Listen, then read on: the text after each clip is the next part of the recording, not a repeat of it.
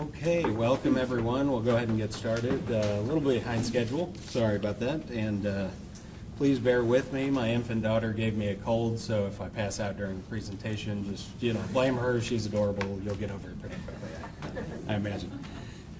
So our program today, it's the next installment of the Legal Tech Institute from the Harris County Law Library, and it is on blending your legal research.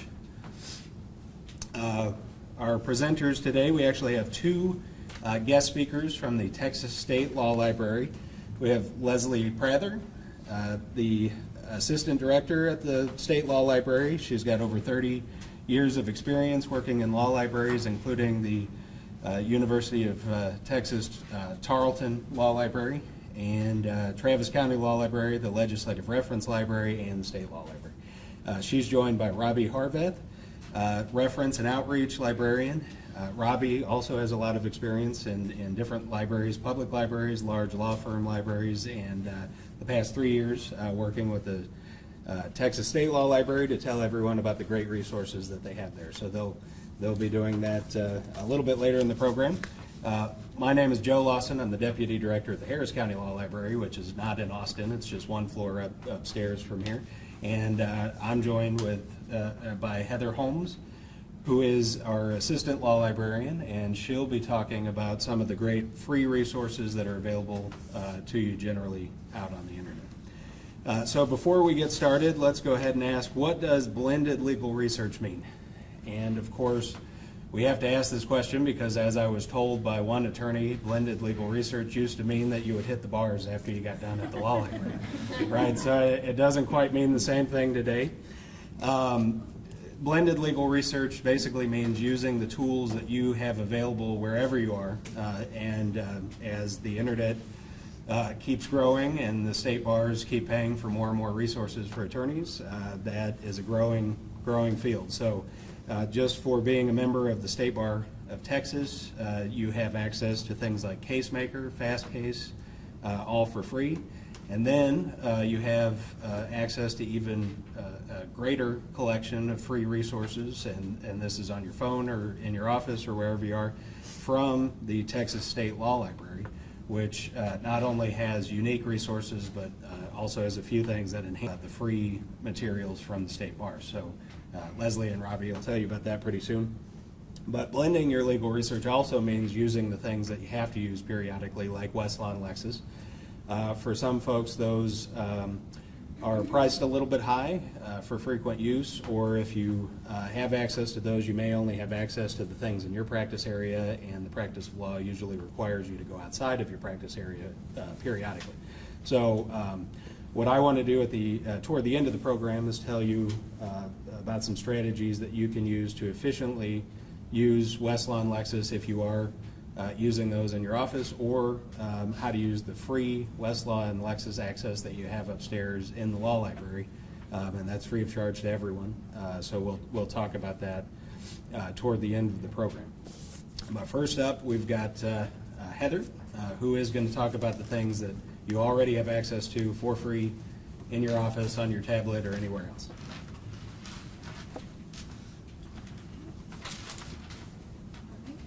Thank you, Joe. Well, okay. As Joe mentioned, I'll be talking about some free resources, quite a few. We're going to focus on 4 in particular, and then just let you know about a few more that are sort of maybe not in the scope of regular research that you do on a regular basis, but they're just kind of good to know about because they're sort of just, I call it like legal lagniappe, it's just a little extra. So when I started preparing to this presentation, I went and found an article that was written by a law librarian at the University of Virginia, and he went to appellate court judges and asked them all, if you could give one piece of advice to attorneys who are presenting legal research in a brief or a memo to your court, what advice would you give? And above all, the consensus was that attorneys need to take more time for analysis. They said not only analysis of content, but analysis of your research strategy as well. So that means pausing and taking time to really consider different possible research avenues, pausing to consider alternatives. It allows you to take better advantage of free resources that are available and to use them as part of a more strategic research model. So that was what a lot of the judges felt was important. And so just as a kind of, not that you all aren't efficient and good researchers, but when you do a research, you want to start out analyzing your facts, frame the issues, generate lists of keywords and concepts, get familiar with the area of law in question. Then you'll search secondary sources, which we won't talk about too much in this part of the presentation because we're going to focus mostly on primary law, but Joe will be talking about some secondary sources, I believe, that are available through Westlaw and Lexis. And then you do want to search primary sources, of course, and update all of your primary materials. Use citators to make sure your authority is still good law. And we're going to look at these primarily, starting out with, for better or worse, Google. I guess that's kind of where we all sort of begin a lot of our research anyway, so we're going to start looking at Google. Google Scholar is part of Google that allows you to search for case law. So by default, when you arrive at scholar.google.com, it will have selected articles for you, so that's what you'll search first.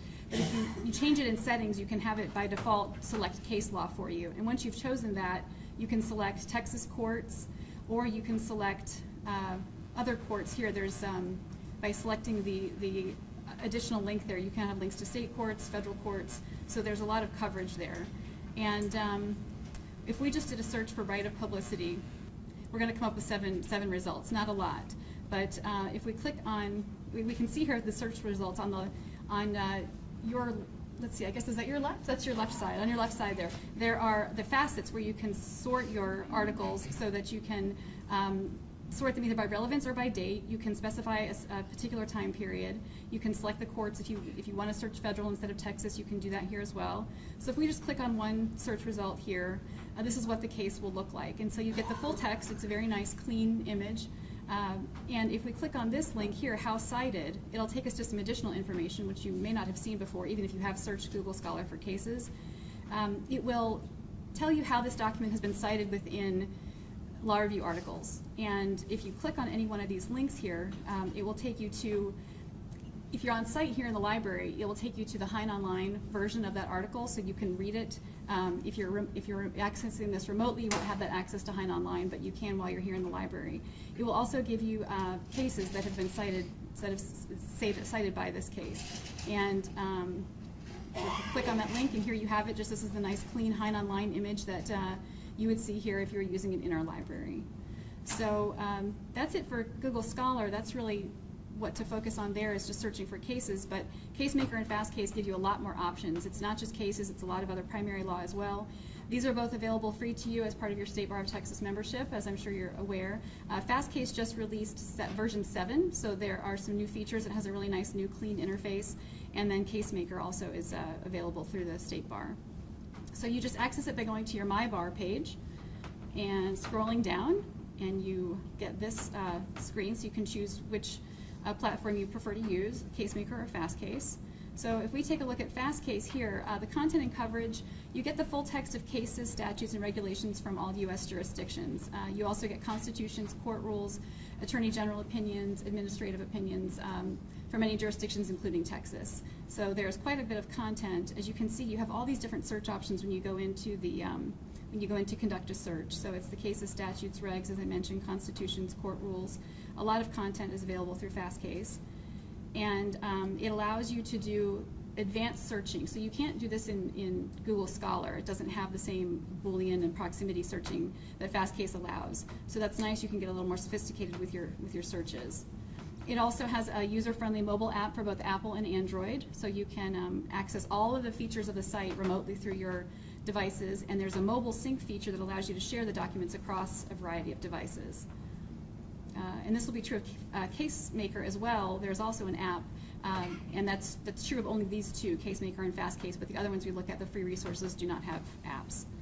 So those are nice to know about. FastCase has an authority check, so as we were saying, as part of a research strategy to use your citators and to check your authority, they have what they call the bad law bot, and it just, as it says here, when a case has been overturned or reversed, the law bot goes through using an algorithm to try to identify negative signal information in the citation. So it looks for words like abrogated or overruled or reversed. And it's a very good tool, but it's not as good as what you would get in Lexis and Westlaw, because there is no editorial treatment. There's no human behind this. It's just strictly an automated law bot that goes in and does this site checking for you. It does have this nice feature. It's an interactive timeline. It provides you a visual display of the relative importance of the cases. If you're oriented to see things graphically, it's kind of a nice way to just get a good overview. And they also have a feature called Foresight, which, if we take a look here, Foresight identifies additional decisions that may be relevant to your topic, but that might not come up in your search terms, that might not contain your search terms. So the example that they've used here is if you search for, in quotes, Miranda Doctrine, you will not get the Miranda v. or Arizona, because that term is not actually used in the case itself. But using the Foresight feature, you would be able to find that as well as additional cases. And then CaseMaker has similar content and coverage. It also has the statutes, the cases, the regulations. You can search across all the states, federal jurisdiction. And if you pull up a case, you get some nice treatment here as well. They have something similar to what FastCase offers. They will tell you if a case has been reversed. So it gives you this little red arrow, this thumbs down, to let you know that it's no longer good law, and a green arrow or a green thumbs up to let you know that it is still good law. It gives you citing references, so this one here has 3. It gives you also negative treatment, what we're looking at here. It cites that case for you. And if you look at statutes, there's a nice feature. You can pull up statutes within CaseMaker, and you can look at both the archive of the statute, so you can see the different versions of the law in previous years, and it gives it to you chronologically by year for the different versions of the law. It also, and it looks just like this. This is the kind of search result you'd get, and you could click on that to view the earlier versions of the law. There's also an annotator, so if you click on that, this one has 77 annotations. So this is case law that have cited your statute. So if you just click on that link there, it takes you directly to this, and you get those cases listed out for you. And within the search results, it will highlight the what you've been searching for. So as we can see here, it has the code section highlighted within the text of the case. And those are the basics of FastCase and case. Goodness, FastCase and case. CaseMaker, thank you. I knew I was going to get tongue-tied over that. But there's another good resource that's freely available on the web, and it's only been around since like 2013, so it's a relatively new player. It has over 10 million cases, statutes, and regs updated daily. It provides relevant analysis by leading lawyers and the legal community, so this is really what it provides. It has a lot of good coverage, just like the other databases do. But it also provides you with some additional features. So if we do a search for a case within case text, we get this kind of search result, and again, it has some of the same sort of facets along the left side that allow you to narrow your scope and kind of drill down by jurisdiction or by date. And if we look at a case here, if we just click on this one in particular, we'll see that it gives us citing cases. So these are decisions that rely on a specific case are provided in this section. It also gives us insights, which provide legal commentary and analysis of the case that are authored by leading lawyers and judges and academics. So it's really its key feature. The thing that makes case text unique is that it spotlights articles and cases that discuss passages of greatest interest. It also includes summaries from subsequent cases and key passages, which identify selections in the opinion that have been widely discussed. And so those are kind of the big 4 that are widely used. These others are popular as well, especially Justia. That's the one that FastCase links to quite a bit. The Public Library of Law is actually a FastCase product. They are one of the largest collections of primary legal material online. And then FindLaw is a Thomson Reuters product, which you might know as a consumer law site, but if you go to lp.findlaw.com, which stands for legal practitioners, you'll get the professional site. And then Recap, Archive, we'll talk about that as well, and then Dragnet. Justia provides resources by practice area. So in addition to the regular kinds of case law codes, regulations, articles, community resources are also included. They work with educational and public interest focused organizations to bring legal consumer information to the online community. And they have a nice feature called dockets and case filings, where you can view PACER documents and you can search them. Some of them you can view, not all of them are available for viewing, but there is kind of a workaround around that as well, which we'll look at here in just a second. And so that's Justia. The Public Library of Law, as I mentioned, is a FastCase product. They provide the same kind of content essentially that the other sites do. It's, as I mentioned, one of the largest free law libraries in the world, and it will link you out to paid content through Fastcase, but because you have access to it through the State Bar, of course you wouldn't have to pay for those resources. And then FindLaw, as I mentioned, you want to go to lp.findlaw.com, and it contains the same content essentially as the other sites offer, but it allows you to search or browse within different practice areas as well. And it has a law firm management page, which is a really good source of resources for solo and small firm practitioners on topics such as legal marketing and human resources, client relations, and general practice support. And then, as I mentioned, I don't know if anyone is familiar with this or have heard, I just think this is a nifty little thing. Recap is Pacer spelled backwards, and it's either a Chrome extension or a Firefox add-on that you can add to your browser. And when you go into Pacer and you're searching documents, it actually harvests what you have been viewing, and it maintains it in this recap archive. So then you can go onto this site and search the archive of documents that have already been retrieved by other people and view them for free.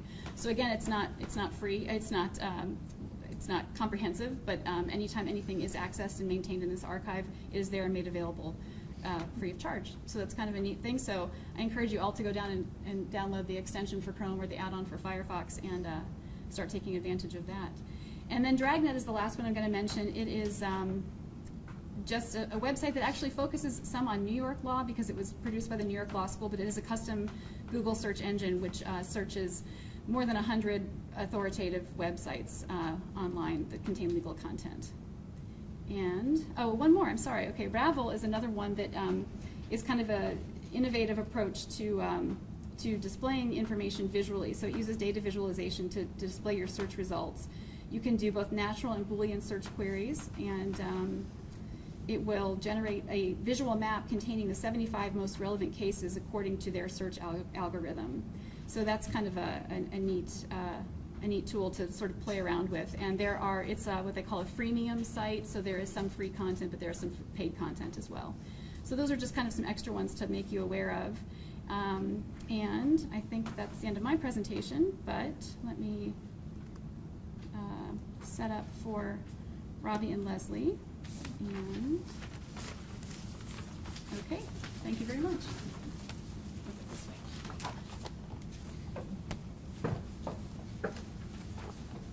First of all, those are some really great stuff. I hadn't heard of probably half of that stuff. Oh, good. It was really good. Okay, so I'm Robbi, and this is Leslie, and we're from the Texas State Law Library. So first, I just want to ask you, how many of you have ever heard of us or used us? Okay, that's some. So we are a state agency. We are in Austin, located in the Capitol Complex, and we're a public library. So while we do serve the state agencies, the high courts, and I mean, all the state agencies and the high courts, we also serve attorneys as well as the general public. So we're kind of like a wide range of resources. And in the past, we were, I guess, location.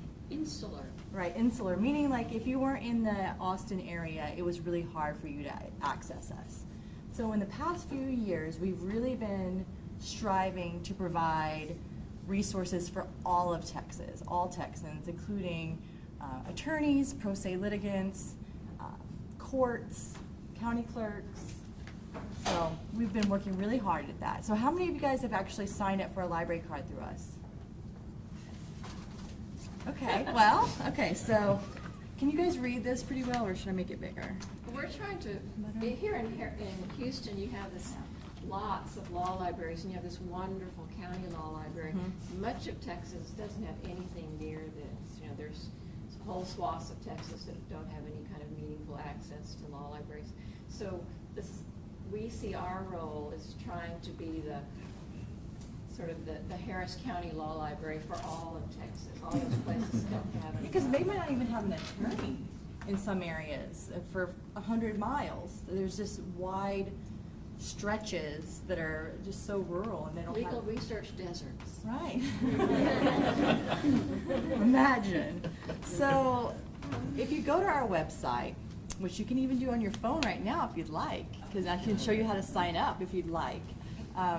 So if you go to our website, which is www.sll.texas.gov, and then once you get there, you'll see that there's a blue button. And if you go on your phone, you'll see that these two buttons are at the top.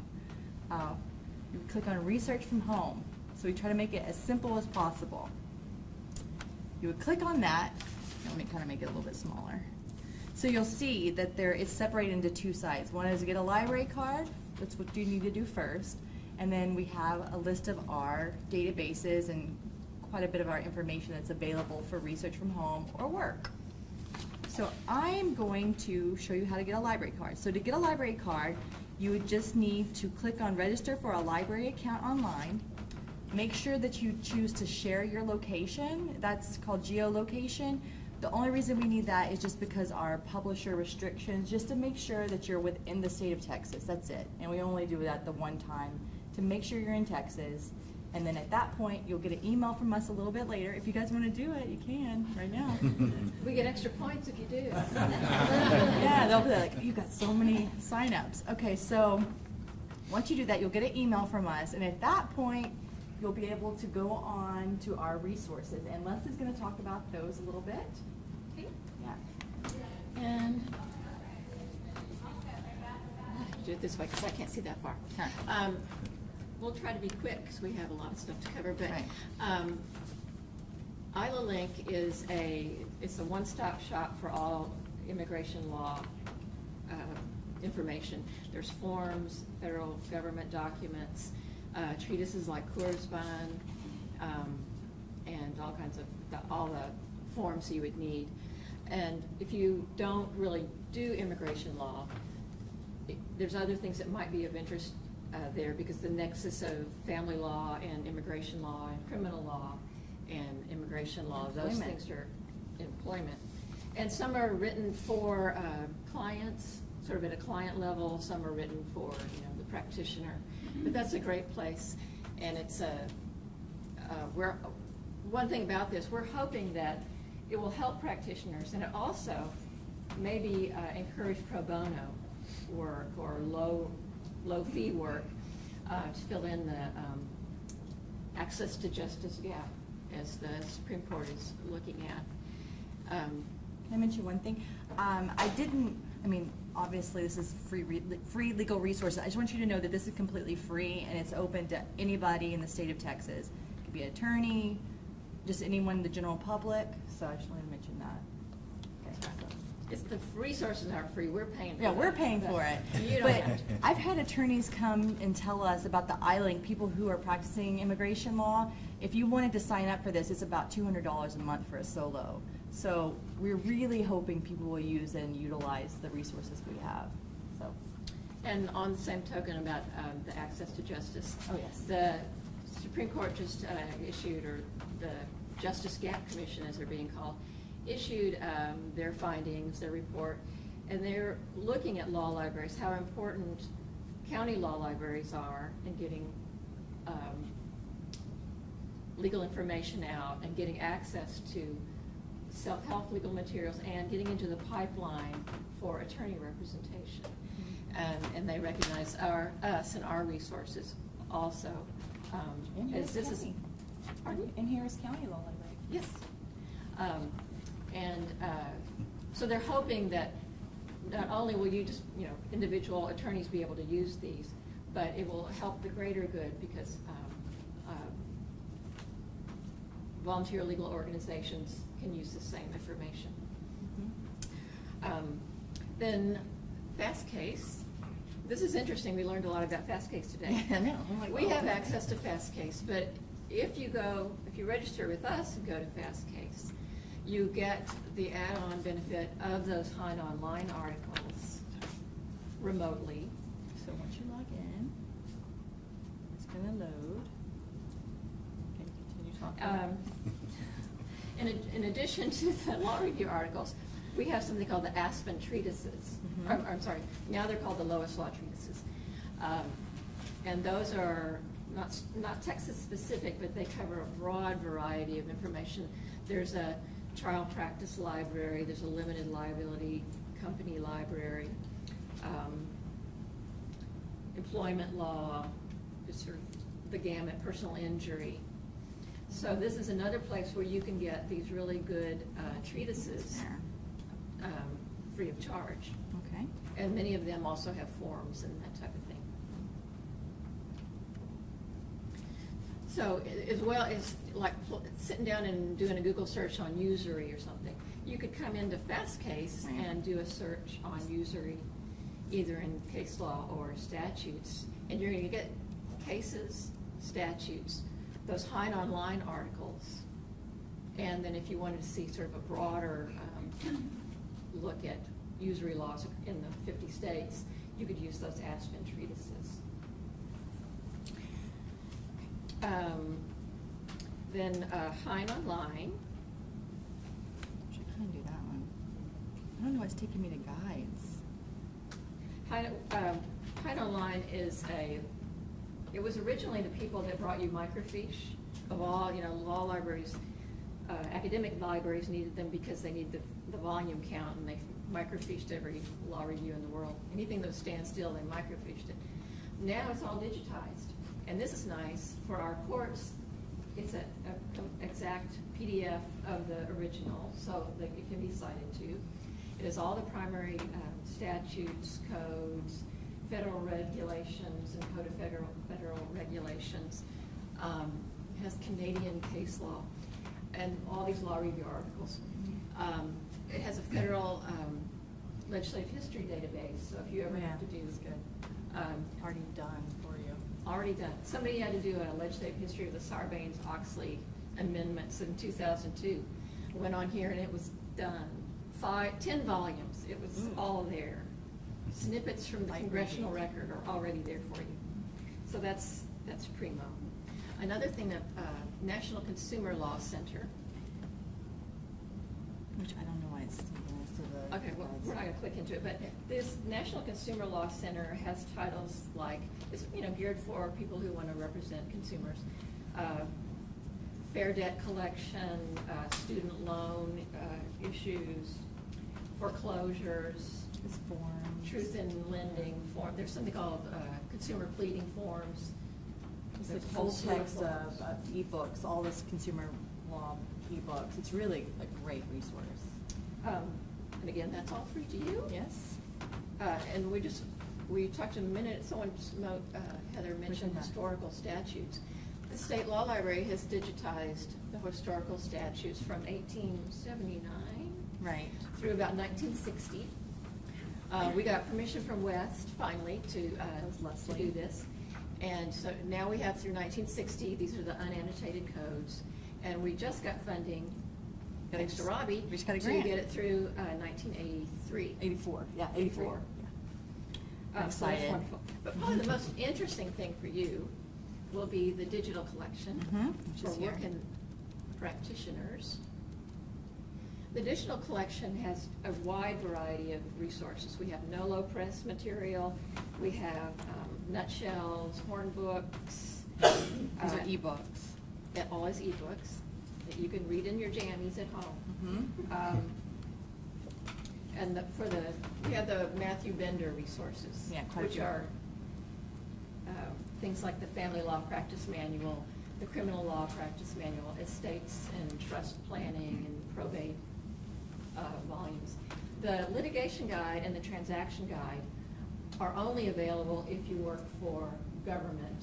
Any entities. government, meaning it could be If you register Harris with County, state.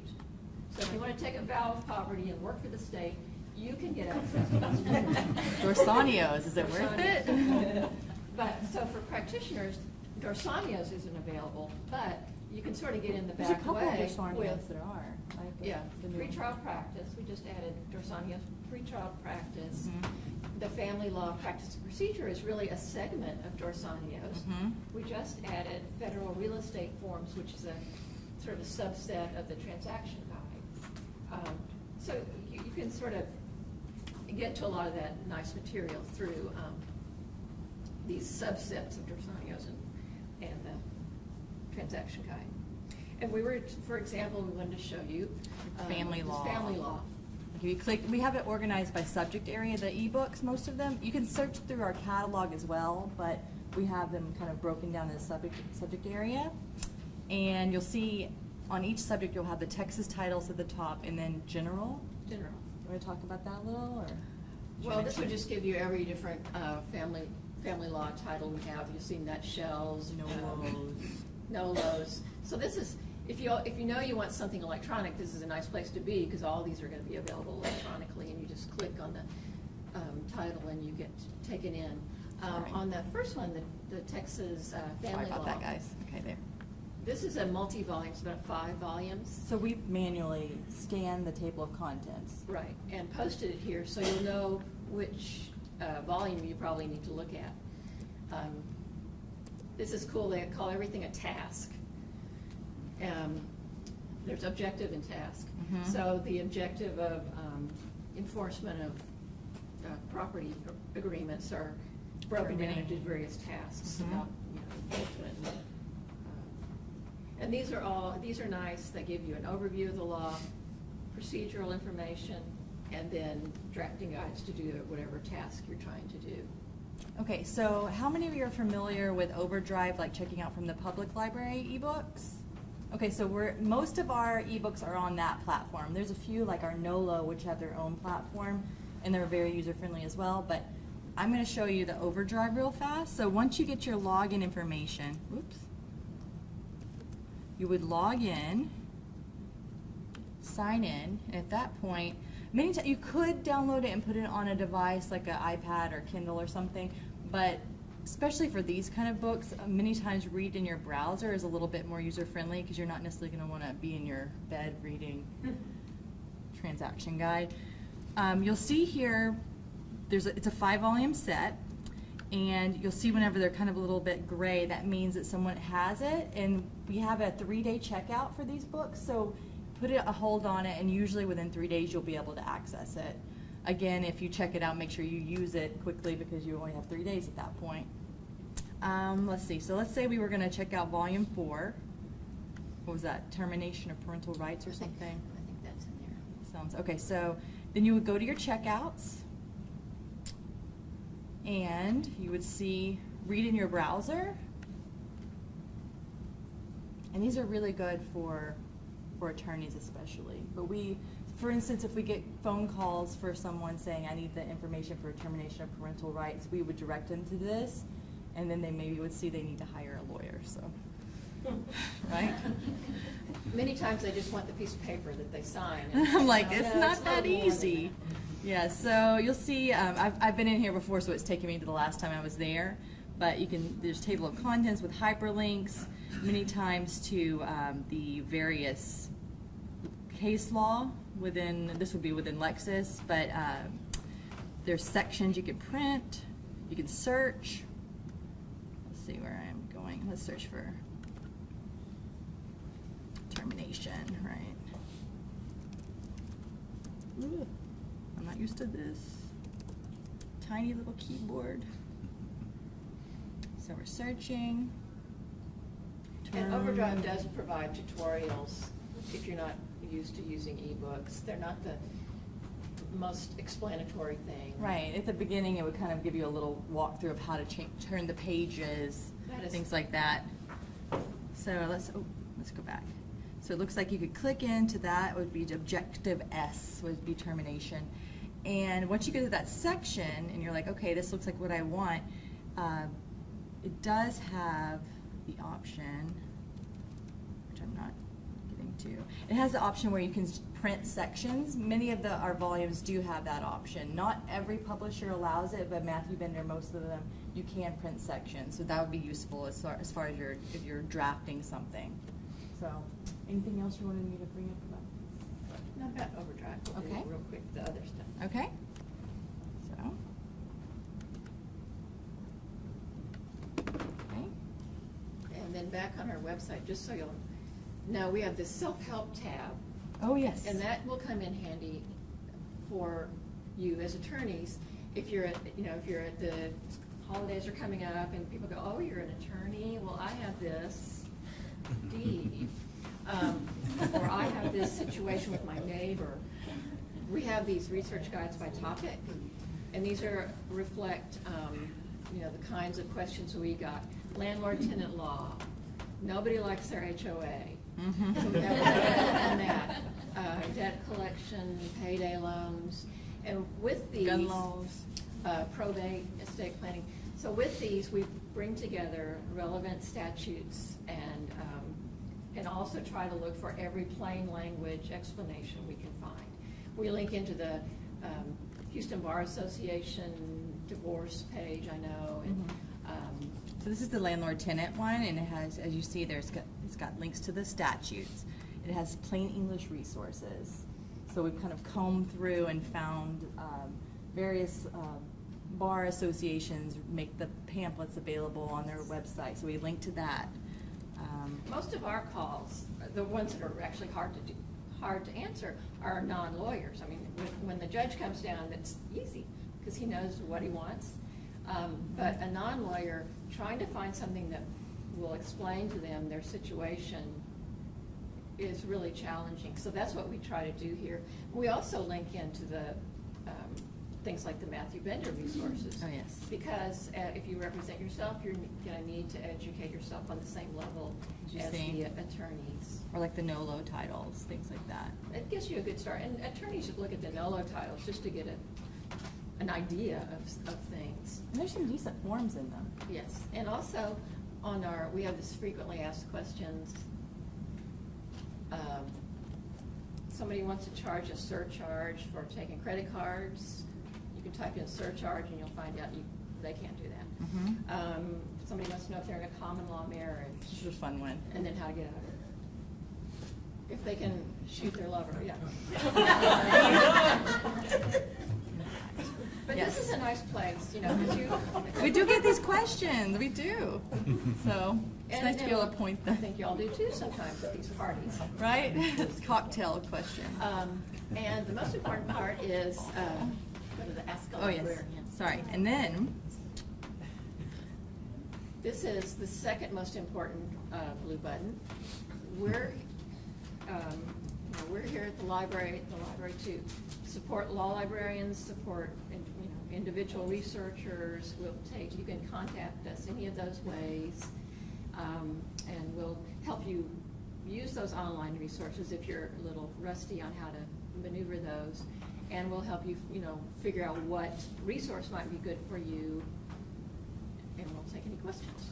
yeah, do you guys have any question about what we have? No, not right now? It's just. Oh, yes. Actually, I do have one question, and it's more about the location. So, say, we do practice in Texas, but we go to Florida and we wanted to use a researcher. Are we not able to use the resources in Florida? You could not sign up for a card if you're in Florida. Right, so once we sign We do up the for Florida, we go to geolocation. Florida, we're okay. We're not gonna check Your it. sign up lasts for 6 months. Okay. So if you visit Texas every 6 months. Right, so, we're not gonna ask. Okay, so we'll hand it over, I guess, if there's anybody else right now? Okay, we'll talk after. All right. Well, thank you so much. That was a great overview of what's available to you for free online from the Texas State Law Library, and Heather's overview of what's available to you for free online, either things that are free to everybody or free to you with a Texas law license. Unfortunately, I have to be the buzzkill now and tell you that not everything is available for free online. And occasionally, you do have to switch over to the big guys here, which are Westlaw and Lexis. What I hope to do here, though, is tell you sort of the main tools that you need to switch over on, and then the most efficient ways to do that. The reason for that is if you're using one of these in your office, Westlaw, for instance, has switched to a different pricing model where you can actually search for free and it'll pull up your results, but every time you click on a new document, they're going to charge you for something. So if you're not quite sure what you're searching for and you're just clicking haphazardly on documents, might run up a bill pretty quickly. Some clients are savvy and will say, what's this $1,000 here? I don't want to pay it, that sort of thing. So you want to make sure that you're efficient. Of course, as I mentioned, these are both free free access to you in the Harris County Law Library just upstairs on 5 computers. We never have fist fights over who's going to sit down at the computers. Everybody seems to use it and head on out, so yeah, it's a great resource for you there. But the main reasons why you'll want to make the switch from the free resources over to the expensive paid resources are for things like citators, headnotes, and then the premium content, which are forms and practice guides. The State Law Library is doing just remarkable things, making those ebooks available to you. From Matthew Bender, I know from looking at invoices and things that those are extremely expensive for the law library. I think they're very expensive for you as well, so make sure you take advantage of those. Let's go ahead and look at citators. That's sort of the big thing. Fastcase and CaseMaker are making strides here because they're using automated and in some case artificial intelligence to try and find bad law. The bad law bot was the instance that Heather mentioned. However, Westlaw and Lexis especially, since they've acquired Shepard's, have been doing this for more than 100 years, and so they've got more experience and more people actually working on it. Attorneys, holed up in Ohio somewhere that review every single case that comes out and make sure that it's accurately reflecting on the state of the law. And Shepard's, interestingly enough, was one of the first online legal resources because they would send you a telegraph with a Shepard's report back in the 1930s telling you if you still had good law. So they've got a lot of experience with online information there. Westlaw, if you want to use Westlaw's key site, the way that you do that is you just go to the main page in Westlaw, which again we have upstairs on the computers, and you type in just this portion of the citation to pull up the case. You don't need any punctuation. You don't have to capitalize properly. You can just punch in what you see there, which is 347 U.S. 483. And it's going to pull the case up for you. This happens to be Brown versus Board of Education, which of course has been around for a while, and a lot of courts have looked at it. In that time, though, it's only earned a yellow flag. You've got red, yellow, and green. There's a blue one, but it doesn't really do a whole lot, so don't worry about that one. But the yellow flag means that it's still good law, but some courts have not extended it, something like that. So that's the quick indicator to see if the case that you're looking at is still good law. That's a good thing to do. It's whether it's your case, so if you were citing a case in a brief or in a motion or something, you want to make sure you look at all of your cases.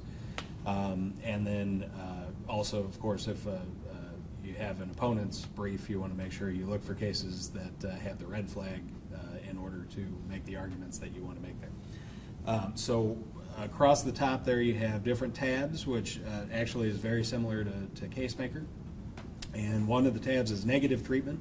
So you can go directly to the negative treatment for this case if you want to try and disagree with it, or if you want to see the areas where it may be not the right case for you to cite. Once you click on negative treatment, it comes up with the list of cases that have cited to your case and have either overruled it, declined to extend it, those sorts of things. And when you look at that on Westlaw, you know that licensed attorney has looked at both the case that you're looking at plus the case that decided to it and made the determination about whether or not that case has an impact on your case. When you are going down the list, the most efficient way to do it in Westlaw is to scroll over the far right side of the screen where it says Headnote, because it will give you a little snippet here about why this case is citing your case. Cases tend to be many pages in length, and so you might want to cite it for the standard for summary judgment rather than something more unique that appears later on in the case. So using the Headnote pop-up there, that's how you can try and figure out where another case is citing your case and whether or not it even matters for your purposes. Once you kind of scroll through and figure that out, you can put a check next to any cases that might be of interest to you over on the left-hand side. And then your print and download options in the upper right-hand corner of the screen will give you the option to either download, print, or email a list of cases that you've checked off so that you can just have a list to look at later, maybe on Fastcase or something else, or you can actually download or print the documents. In the law library upstairs, there is a 20 document limit for downloading and emailing, but you can print as many as you want to at 10 cents a page. So that's the way to kind of move through that list efficiently and not have to click and read every single case when you're just doing a quick visit to the law library. All right, as I mentioned, Shepard's is part of Lexis Advance, which we have upstairs, and you can do the same thing with Lexis where you punch in the citation with no punctuation or capitalization, but they also have the specific command shep : that you can put in front of your citation in order to go directly to the Shepard's report for the case that you're trying to look up.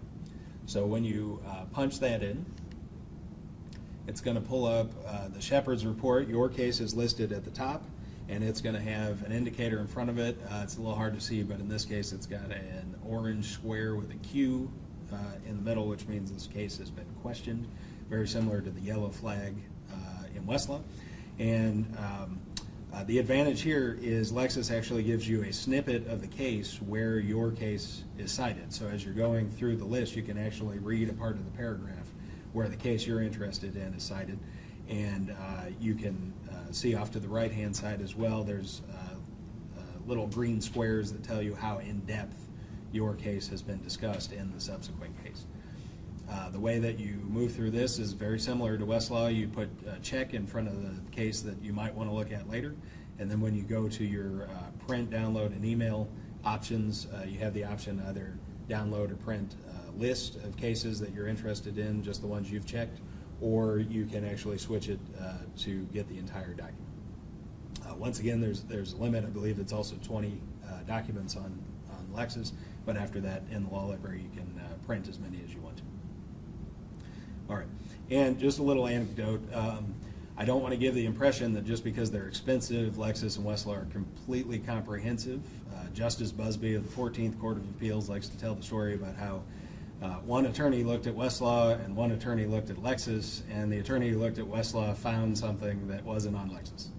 And that came out in oral argument, and somebody's face turned red, and it was a bad day for somebody.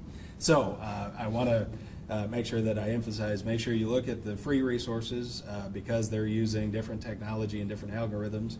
They might actually find things that aren't on Westlaw or Lexis. And then if you're in the law library and you're doing something where you need very comprehensive research, like a brief for an appellate case or something like that, make sure that you just take a look at both resources or both databases there. We've actually got 3 computers that have links to each one, so you can do that pretty efficiently.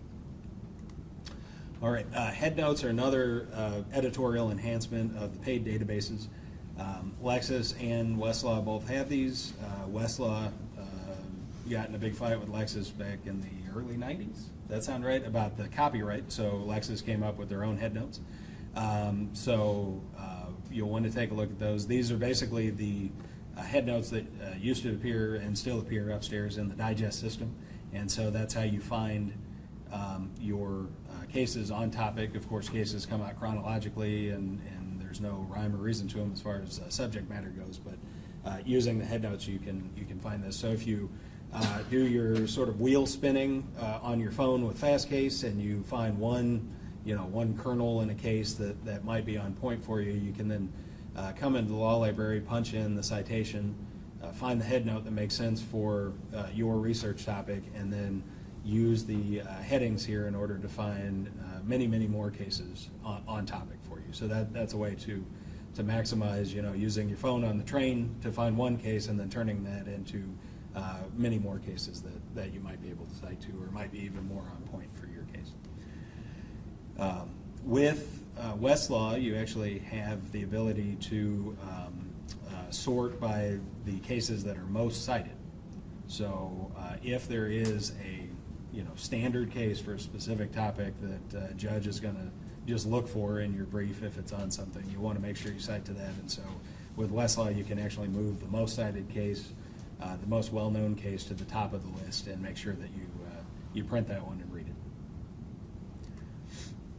All right, and then there's the premium content, which you'll only find on Westlaw and Lexis, because they've paid authors a lot of money for the copyright to to this information. It's not a technological advancement or anything. It's good old, we paid for it, so you have to as well.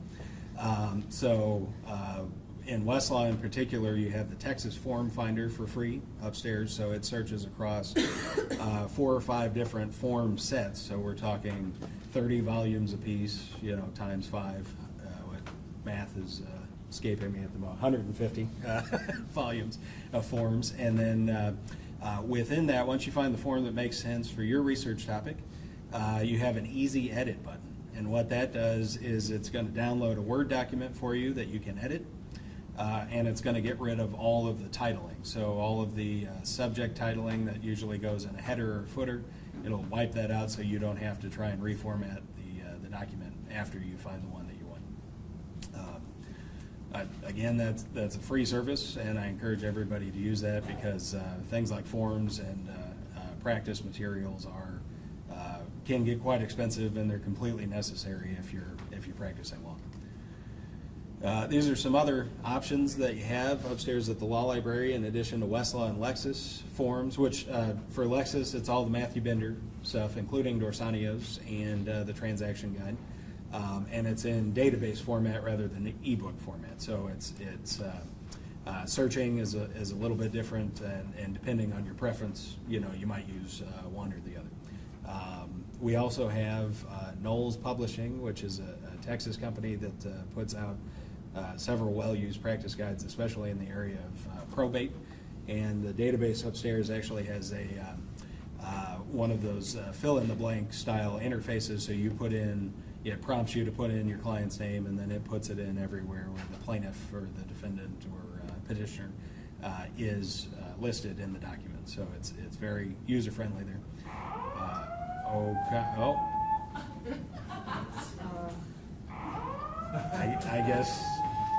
I guess the CLE is over. Please visit us in the Law Library if you want to learn about anything we've discussed today, and thank you very much for your kind attention.